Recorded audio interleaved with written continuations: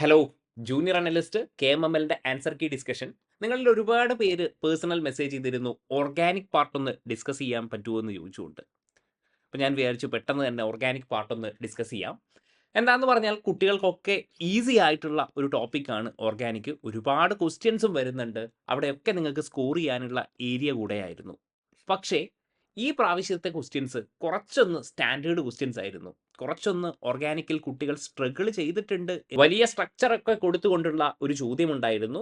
Time പ്രഷറിൽ കുട്ടികൾ കുറച്ചെങ്കിലും confused ആയോ എന്ന് എനിക്ക് തോന്നിയിട്ടുണ്ട്. എന്നാലും നമുക്ക് ഈ കാര്യങ്ങളൊക്കെ ഒന്ന് നോക്കി നോക്കാം, ഓർഗാനിക്കിൻ്റെ കാര്യം. ഇനി നമ്മുടെ കാര്യം എടുക്കുകയാണെങ്കിൽ നമ്മൾ പറഞ്ഞതുപോലെ 20 ക്വസ്റ്റ്യനിൽ മക്കളെ 19 ക്വസ്റ്റ്യനും നമ്മൾ പറഞ്ഞ കാര്യങ്ങൾ തന്നെയാണ് വന്നത്, നമ്മൾ ഡിസ്കസ് ചെയ്ത കാര്യങ്ങൾ തന്നെയാണ് വന്നത്. ഇനി ഒരു ക്വസ്റ്റ്യൻ എന്തുകൊണ്ട് പഠിപ്പിച്ചില്ല എന്ന് ചോദിച്ചാൽ അത് ഔട്ട് ഓഫ് സിലബസ് ആയിരുന്നു. നമ്മുടെ സിലബസിൽ നിന്ന് പുറത്തായിരുന്നു ഈ ചോദ്യം ചോദിച്ചത്. അതുകൊണ്ട് നമുക്കത് അറ്റംപ്റ്റ് ചെയ്യാൻ പറ്റിയില്ല. ബാക്കിയുള്ള 19 ക്വസ്റ്റ്യൻസും എക്സാക്റ്റ് ഡിറ്റോ നമ്മൾ പറഞ്ഞ കാര്യങ്ങൾ തന്നെയാണ് വന്നത്. നിങ്ങൾക്കിപ്പോൾ ഞാൻ കാണിച്ചു തരാം. നിങ്ങൾ കുറച്ചുകൂടെ ഡെപ്ത് ആയിട്ട്, ഞാൻ ആദ്യത്തെ സെഷനിൽ തന്നെ പറഞ്ഞിട്ടുണ്ടായിരുന്നു, ഡെപ്ത് ആയിട്ട് കാര്യങ്ങൾ വളരെ നന്നായി അനലൈസ് ചെയ്ത് പഠിച്ചാൽ മാത്രമേ ഇനി PSC എക്സാം ക്രാക്ക് ചെയ്യാൻ പറ്റൂ. കോമ്പറ്റീഷൻ കൂടി വരികയാണ് എന്നുള്ള ഒരു കാര്യമാണ് PSC കാണിച്ചു തന്നിരിക്കുന്നത്. നല്ല ക്വസ്റ്റ്യൻസ് ആണ്, സ്റ്റാൻഡേർഡ് ക്വസ്റ്റ്യൻസ് ആണ്. നമ്മളൊന്ന് ചിന്തിച്ചാൽ മാത്രമേ ആൻസേഴ്സ് കിട്ടൂ. യെസ്, കുറച്ച് ക്വസ്റ്റ്യൻസ് ഡയറക്റ്റ് ആയിട്ട് ബേസിക്സ് ലെവലിൽ നിന്നും ചോദിച്ചിട്ടുണ്ട്. പക്ഷേ നിങ്ങളുടെ റാങ്ക് ഡിറ്റർമൈൻ ചെയ്യുക സ്റ്റാൻഡേർഡ് ആയിട്ടുള്ള കോൺസെപ്ച്വൽ ലെവൽ ക്വസ്റ്റ്യൻസ് ആണ്. Conceptual level questions. ഓക്കെ, അപ്പോൾ ഈ കാര്യങ്ങൾ കൂടെ നിങ്ങൾ ജസ്റ്റ് ഒന്ന് ഓർത്ത് വെക്കുക. കാരണം ഇനി വരുന്ന എക്സാംസ്, നമ്മുടെ KRAFEDന്റെ എക്സാം ഒക്കെ ഉണ്ട് അല്ലേ, അനലിസ്റ്റിന്റെ എക്സാം. അപ്പോൾ ഈ കാര്യങ്ങൾ കൂടെ ഇൻക്ലൂഡ് ചെയ്തുകൊണ്ടായിരിക്കും. കാരണം സിലബസിൽ മാത്രം ഒതുങ്ങിയാൽ പോരാ, സിലബസിന് കുറച്ച് പുറത്തുകൂടെ പഠിക്കേണ്ടിയിരിക്കുന്നു. അങ്ങനെയാണെങ്കിൽ എന്തായിരിക്കും, നമുക്ക് കുറച്ചും കൂടെ നന്നായിട്ട് സ്കോർ ചെയ്യാൻ പറ്റും. ഈസി ടോപ്പിക്കിൽ നിന്നാണ് ചോദിച്ചിരിക്കുന്നത്. അപ്പോൾ ആ കാര്യങ്ങൾ കൂടെ കവർ ചെയ്തായിരിക്കും നമ്മൾ ഇനി KRAFEDന്റെ ക്ലാസ്സുകൾ കണ്ടക്ട് ചെയ്യാൻ പോകുന്നത്. ജസ്റ്റ് ഒന്ന് ആലോചിച്ച് വെക്കുക. കംപ്ലീറ്റ് സിലബസ് മാത്രം പോരാ, സിലബസിൽ നിന്ന് കുറച്ച് അങ്ങോട്ടുള്ള +2 കംപ്ലീറ്റ് നമുക്ക് പഠിക്കണം, ഡിഗ്രിയും നമുക്ക് കംപ്ലീറ്റ് പഠിക്കണം. എന്നാൽ നിങ്ങൾക്ക് എന്താവും, ബാക്കിയുള്ള കുട്ടികളെക്കാൾ ഒരു എഡ്ജ് കൂടുതൽ ഉണ്ടാകും. ആ എഡ്ജ് ഭയങ്കര ഇമ്പോർട്ടൻ്റ് ആണ്. ഓക്കെ, അപ്പോൾ അതൊന്ന് ആലോചിച്ച് വെക്കുക. ഇനി നമ്മൾ ഏതൊക്കെ കോഴ്സുകളാണ് പ്രൊവൈഡ് ചെയ്യുന്നതെന്ന് ജസ്റ്റ് ഞാൻ പറയാം. കുട്ടികൾ ഒരുപാട് പേര് എനിക്ക് പേഴ്സണൽ മെസ്സേജ് അയച്ചായിരുന്നു. അപ്പോൾ ഞാനത് കഴിഞ്ഞ വീഡിയോയിലൊന്നും ക്ലാരിഫൈ ചെയ്തിട്ടില്ലായിരുന്നു. അപ്പോൾ നമ്മൾ കൊടുക്കുന്നത് KVS PGDയുടെ നമ്മൾ കൊടുക്കുന്നുണ്ട്. അതേപോലെ ഫിംഗർ പ്രിൻറ്റ് സെർച്ചർ നമ്മൾ കൊടുക്കുന്നുണ്ട്. പിന്നെയുള്ളത് ജൂനിയർ കെമിസ്റ്റിൻ്റെത് നമ്മൾ കൊടുക്കുന്നുണ്ട്. ദെൻ കംസ് അനലിസ്റ്റിൻ്റെ KRAFEDൻ്റെത്. ഓൾമോസ്റ്റ് സിമിലർ സിലബസ് ആയിരിക്കും നമ്മൾ എക്സ്പെക്ട് ചെയ്യുന്നത്. അപ്പോൾ ഈ കാര്യങ്ങളൊക്കെ നമ്മൾ കവർ ചെയ്തതാണ്. നിങ്ങൾക്ക് വളരെ നല്ലൊരു ഓപ്പർച്യൂണിറ്റിയാണ് analyst KRAFED. Okay, junior chemistry ഉണ്ട്. അതേപോലെ and finally we have set exams. Okay, ഇത്രയും കോഴ്സുകളാണ് നമ്മൾ അറ്റ് ദ ടൈം ബീയിങ് നമ്മൾ പ്രൊവൈഡ് ചെയ്യുന്നത്. Sorry for this. ഒരു കാര്യം കൂടെ ഉണ്ട്, HSAയുടെ കെമിസ്ട്രി ക്ലാസ്സസും നമ്മൾ പ്രൊവൈഡ് ചെയ്യുന്നുണ്ട്. Chemistry classes plus part A ആണ് നമ്മൾ പ്രൊവൈഡ് ചെയ്യുന്നത് എന്നുള്ള കാര്യം ജസ്റ്റ് ഒന്ന് ആലോചിച്ച് വെക്കുക. HSAയുടെ ക്വസ്റ്റ്യൻ പേപ്പറൊക്കെ സോൾവ് ചെയ്യണമെങ്കിൽ നമ്മുടെ ക്ലാസ്സസുകൾ മാത്രം കണ്ടാൽ മതി. അത്ര ഡീറ്റെയിൽ ആയിട്ട് നമ്മൾ കവർ ചെയ്ത് വെച്ചിട്ടുണ്ട്. അപ്പോൾ നിങ്ങൾക്ക് ആർക്കെങ്കിലും താല്പര്യം ഉണ്ടെങ്കിൽ നിങ്ങൾക്ക് ഈ നമ്പറിൽ, ഇവിടെ കൊടുത്തിരിക്കുന്ന നമ്പറിൽ നിങ്ങൾക്കൊന്ന് കോൺടാക്ട് ചെയ്താൽ മതി, വിച്ച് ഇസ് 7560955577. ഓക്കെ, അപ്പോൾ ഈ നമ്പറിൽ ജസ്റ്റ് എനിക്കൊന്ന് പേഴ്സണൽ മെസ്സേജ് ചെയ്താൽ മതി. ഞാൻ നിങ്ങൾക്ക് വേണ്ട ഗൈഡൻസ് ഞാൻ തരാം. ഓക്കെ, ഇനിയുള്ള എക്സാമുകളിലും നമ്മൾ പറയുന്ന കാര്യങ്ങൾ തന്നെയാണ് വരിക, അത് 100% ഉറപ്പാണ്. അത്രയും ഡീറ്റെയിൽ ആയിട്ട് നിങ്ങൾക്ക് സിലബസ് കവർ ചെയ്തിട്ടുണ്ട്. ആപ്ലിക്കേഷൻ ലെവലിൽ ക്വസ്റ്റ്യൻസ് കവർ ചെയ്തിട്ടുണ്ട്.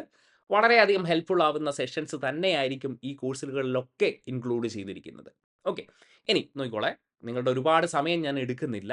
നമുക്ക് ഇവിടെ ഡിസ്കസ് ചെയ്യേണ്ടത് 41 to 60 ക്വസ്റ്റ്യൻസ് ആണ്. നോക്കിക്കോ, ഒപ്റ്റിക്കൽ ഐസോമറിസം ആര് കാണിക്കും എന്നുള്ളതാണ് ആദ്യത്തെ ചോദ്യം.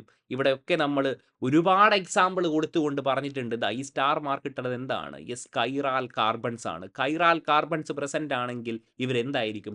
ഒപ്റ്റിക്കൽ ഐസോമറിസം എക്സിബിറ്റ് ചെയ്യും എന്നുള്ളത് നമ്മൾ എത്രയോ പ്രാവശ്യം പറഞ്ഞിട്ടുള്ള കാര്യമാണ്. അങ്ങനെയാണെങ്കിൽ ഓപ്ഷൻ A അല്ലേ? ഇവിടെ 4 വാലൻസിയും ഡിഫറെൻ്റ് ആണ്. അങ്ങനെയാണെങ്കിൽ ഓപ്ഷൻ A കറക്റ്റ് ആയിട്ടുള്ള ആൻസർ ആയിരിക്കും. Next one, SN2 reaction the rate depends on. യൂട്യൂബിൽ ഫ്രീ ക്ലാസ് ആണ് മക്കളെ. SN1 SN2 എപ്പോഴും ചോദ്യം ചോദിക്കുന്നതാണ്. അതേപോലെ E1 E2 ഇതിൻ്റെയൊക്കെ ഫ്രീ ക്ലാസ്സസ് നിങ്ങൾക്ക് അവൈലബിൾ ആണ്. എപ്പോഴും ക്വസ്റ്റ്യൻ ചോദിക്കുന്ന ഏരിയയാണ്. നിങ്ങൾക്ക് എല്ലാവർക്കും കുറച്ചെങ്കിലും വാല്യൂ അഡിഷൻ വേണമെന്നുള്ളത് എനിക്ക് നിർബന്ധമുള്ള കാര്യമാണ്. അതുകൊണ്ടാണ് ഫ്രീ ആയിട്ട് ഞാൻ ഈ വീഡിയോസ് ആക്സസിബിൾ ആകുന്നത്. കാരണം വളരെ ഇമ്പോർട്ടൻ്റ് ആയിട്ടുള്ള ടോപ്പിക്കാണ് SN1, SN2, E1, E2. 2 questions ചോദിച്ചിട്ടുണ്ട്. 2 ക്വസ്റ്റ്യൻസും നമ്മൾ പറഞ്ഞ കാര്യങ്ങൾ തന്നെയാണ് പറഞ്ഞിരിക്കുന്നത്, ചോദിച്ചിരിക്കുന്നത്. നോക്കി ഇവിടെ എന്താ ചോദിച്ചിരിക്കുന്നത്? In SN2 reaction the rate depends on ആരൊക്കെയാണ്? ആൽക്കൈൽ ഹാലൈഡും ന്യൂക്ലിയോഫൈലും. അപ്പോൾ തന്നെ നമുക്ക് മനസ്സിലായി the concentration of substrate and nucleophile. Direct question അല്ലേ? ഇനി നോക്കിക്കോളെ അടുത്ത question. Which reaction is used to prepare aryl halides from diazonium salt? Sandmeyer's reaction പറഞ്ഞിട്ടുണ്ടായിരുന്നു.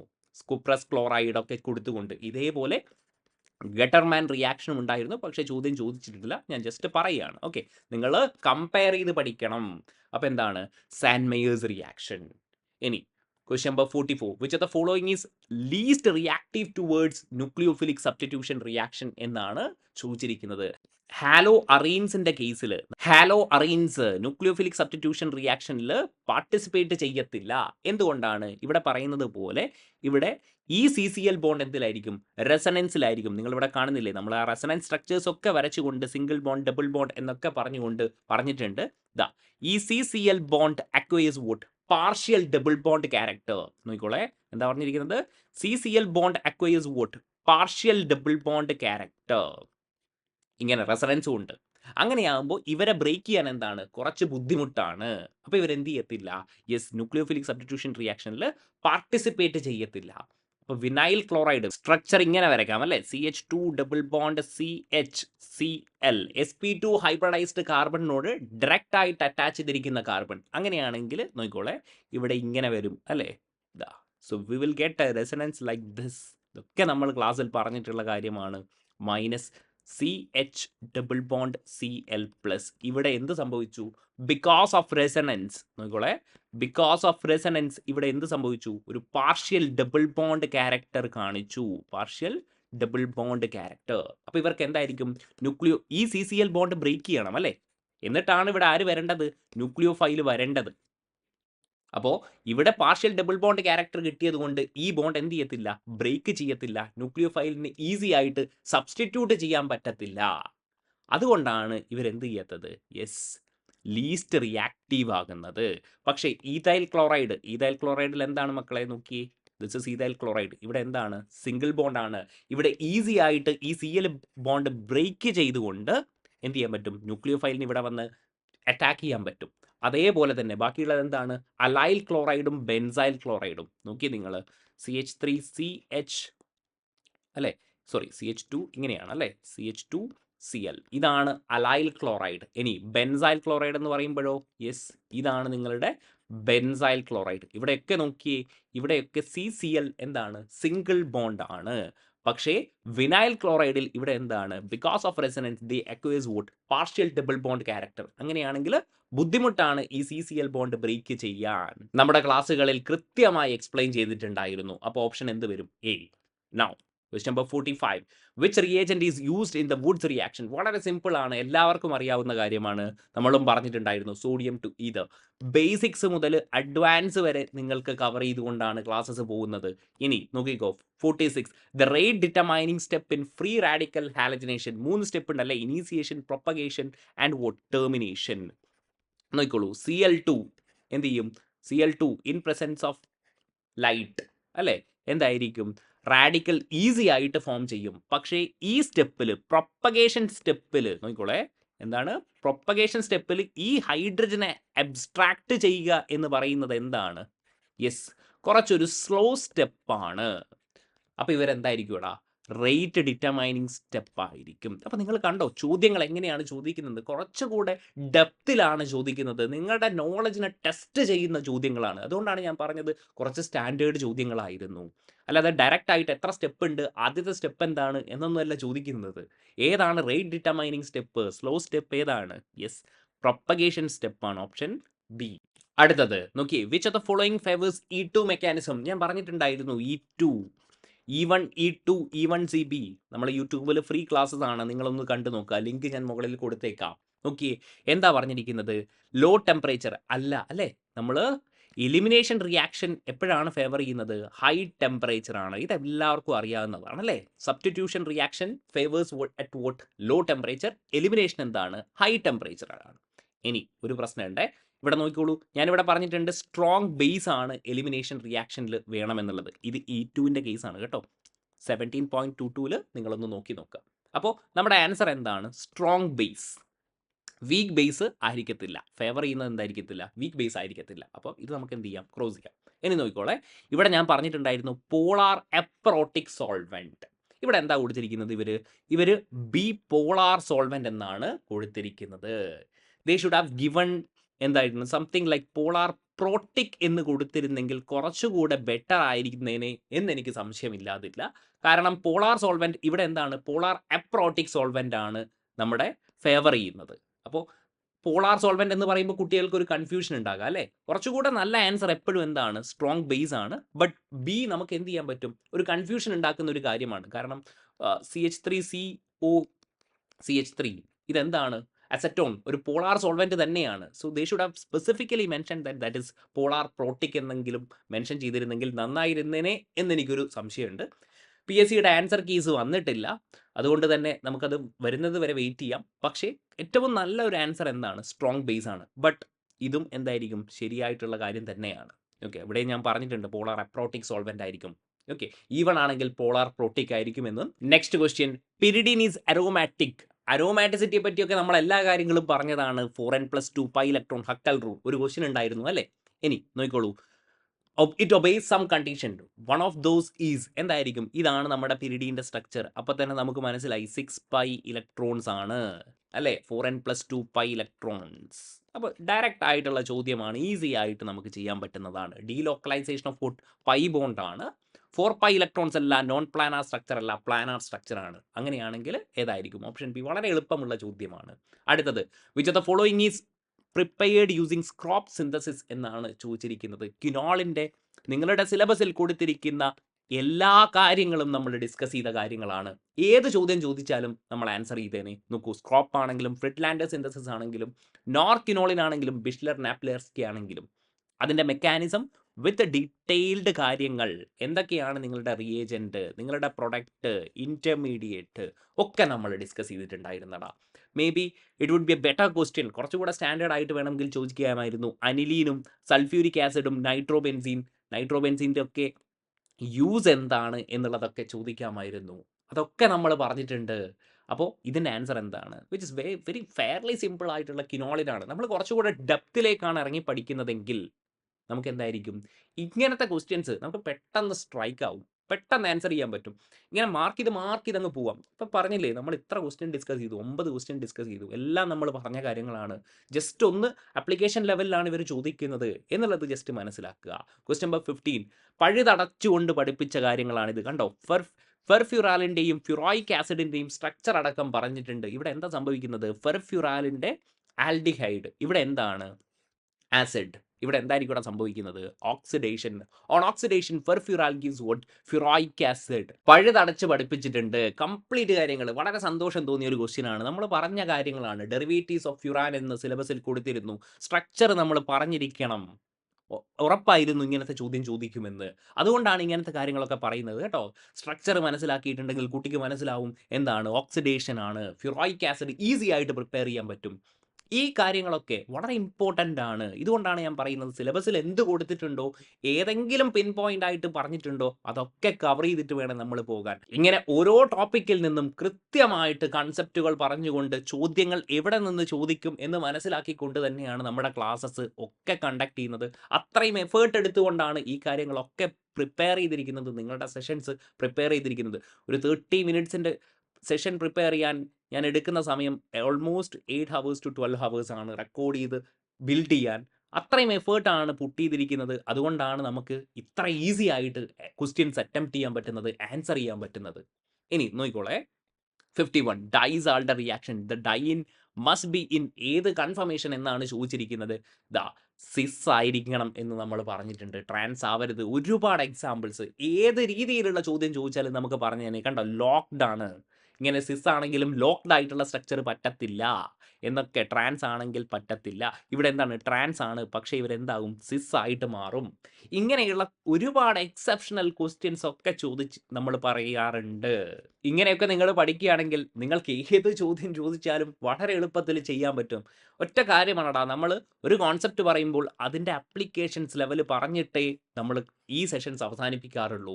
അതുകൊണ്ടാണ് ഇത്രയും ക്വസ്റ്റ്യൻസ് ചോദിക്കുന്നത്. നമുക്ക് ഏത് ചോദ്യം ചോദിച്ചാലും അറ്റംപ്റ്റ് ചെയ്യാൻ പറ്റണം. ക്വസ്റ്റ്യൻ നമ്പർ 52, ഓർത്തോ പാര ഡയറക്റ്റിംഗ് നോക്കിയേ, ഇതാ പ്ലസ് എം എഫക്റ്റ് ഓർത്തോ പാര ഡയറക്റ്റിംഗ് ആയിരിക്കും. മൈനസ് എം എഫക്റ്റ് എന്തായിരിക്കും?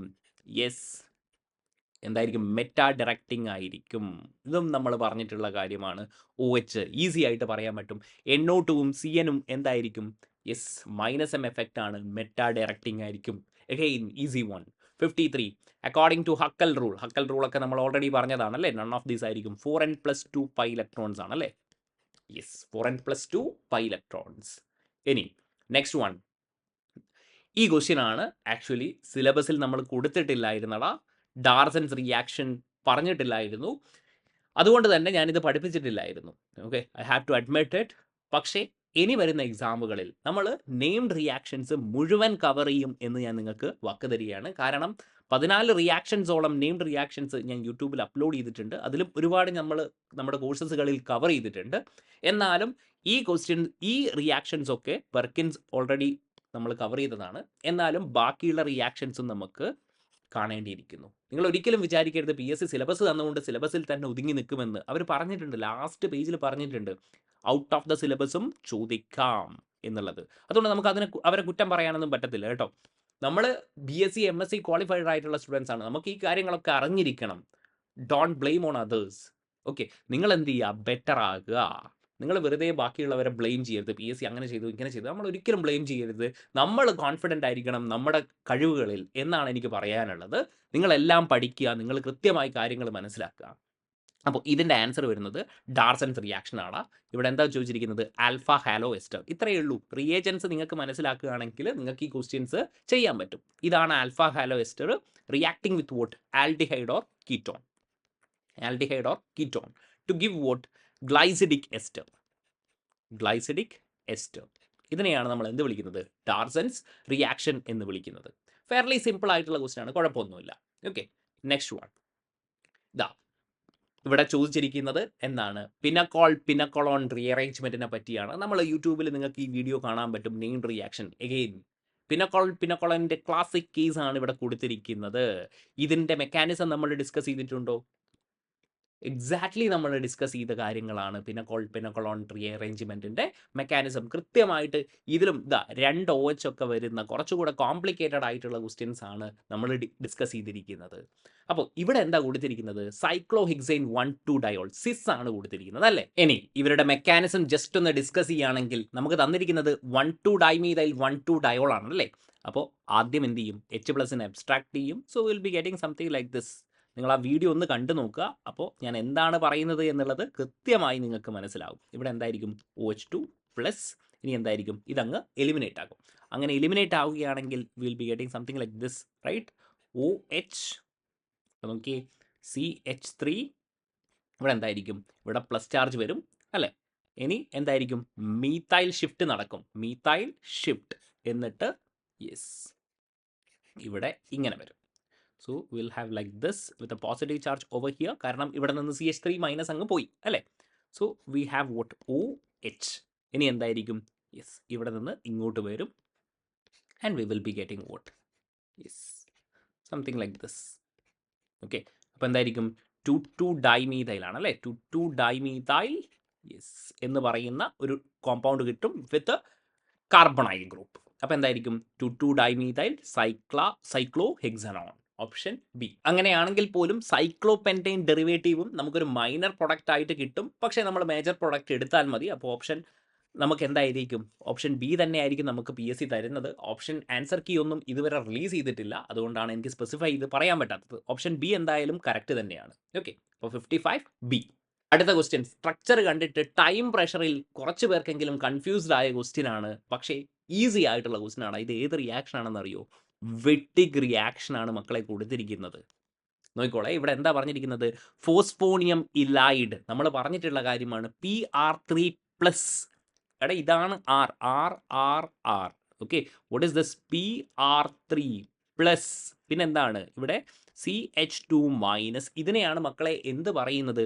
ഇലൈഡ് എന്ന് പറയുന്നത്. നമ്മുടെ ക്ലാസ്സുകളിൽ നമ്മൾ ഇതിൻ്റെ മെക്കാനിസം പോലും പറഞ്ഞിട്ടുണ്ടായിരുന്നു. ഓക്സോഫോസ്ഫറ്റീൻ ഒക്കെ ഫോം ചെയ്യുന്നു, ആൽക്കീൻ ഫോം ചെയ്യും എന്നൊക്കെ നമ്മൾ പറഞ്ഞിട്ടുള്ള കാര്യമാണ്.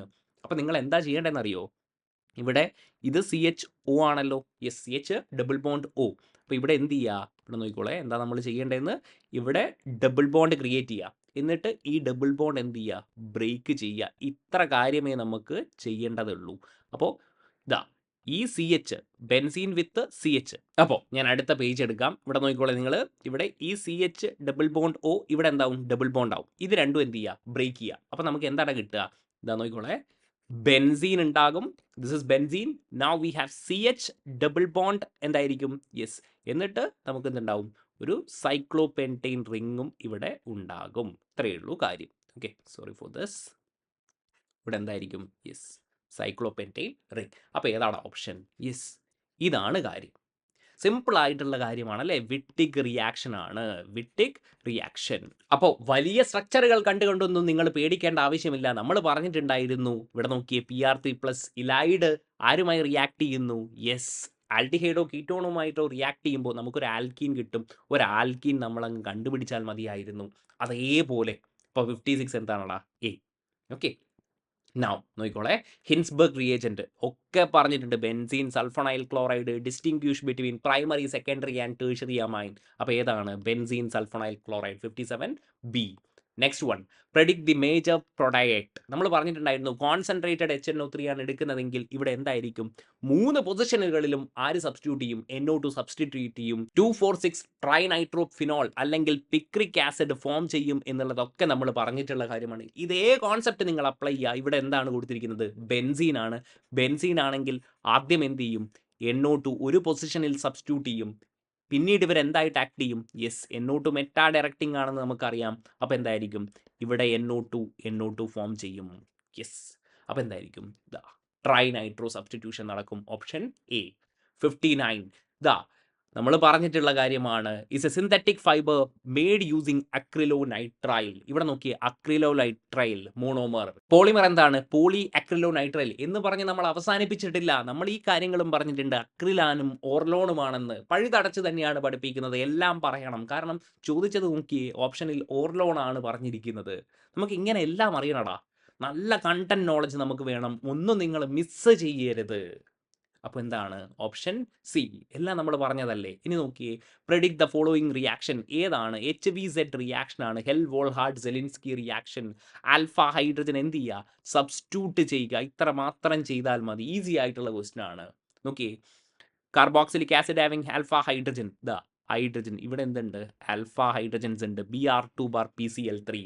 Br2 bar red phosphorus. Red ഫോസ്ഫറസോ അല്ലെങ്കിൽ എന്താണ്? Br2 ബാർ എന്താണ്? PCl3. ആരുടേതാണ്? HVZ റിയാക്ഷൻ ആണ്. അങ്ങനെയാണെങ്കിൽ എന്തായിരിക്കും? യെസ്, ഇവിടെ എന്ത് ചെയ്താൽ മതി? ഇവിടെ ജസ്റ്റ് Br ഇവിടെ സബ്സ്റ്റിറ്റ്യൂട്ട് ചെയ്താൽ മതി. അങ്ങനെയുള്ള ഏത് ഓപ്ഷനാണ് നിങ്ങൾ കാണുന്നത്? Yes, option D. അപ്പോൾ നിങ്ങൾ മനസ്സിലാക്കണം, 20 ക്വസ്റ്റ്യനിൽ 19 ക്വസ്റ്റ്യനും നമ്മൾ പറഞ്ഞ കാര്യങ്ങൾ തന്നെ. അത്ര ഡെപ്തിൽ കവർ ചെയ്തത് കൊണ്ടാണ് ഇങ്ങനെയൊക്കെ പറയാൻ പറ്റുന്നത്. ഓക്കെ, അപ്പോൾ ഈ രീതിയിൽ തന്നെ നിങ്ങൾ പ്രിപ്പറേഷൻ നടത്തുക. ഞാനൊരു ഐഡിയ നിങ്ങൾക്ക് കാണിച്ചു തന്നതാണ്. ഇങ്ങനെയൊക്കെ പഠിക്കണം നിങ്ങൾ. അങ്ങനെയാണെങ്കിൽ നിങ്ങൾ കോമ്പറ്റ് ചെയ്യാൻ പറ്റുന്ന ഒരു സ്പേസിലേക്ക് നിങ്ങൾ വളരും എന്നുള്ളത് നിങ്ങൾ ഓർത്ത് വെക്കുക. ഓക്കെ, അടുത്ത പാർട്ടൊക്കെ ഞാൻ പെട്ടെന്ന് തന്നെ ഡിസ്കസ് ചെയ്യാം. ഓർഗാനിക് അവസാനിച്ചിട്ടില്ല, കുറച്ച് ക്വസ്റ്റ്യൻസ് കൂടെയുണ്ട്. അതും നമ്മൾ കവർ ചെയ്ത കാര്യങ്ങൾ തന്നെയാണ്, ഒരു സംശയവും ഇല്ല.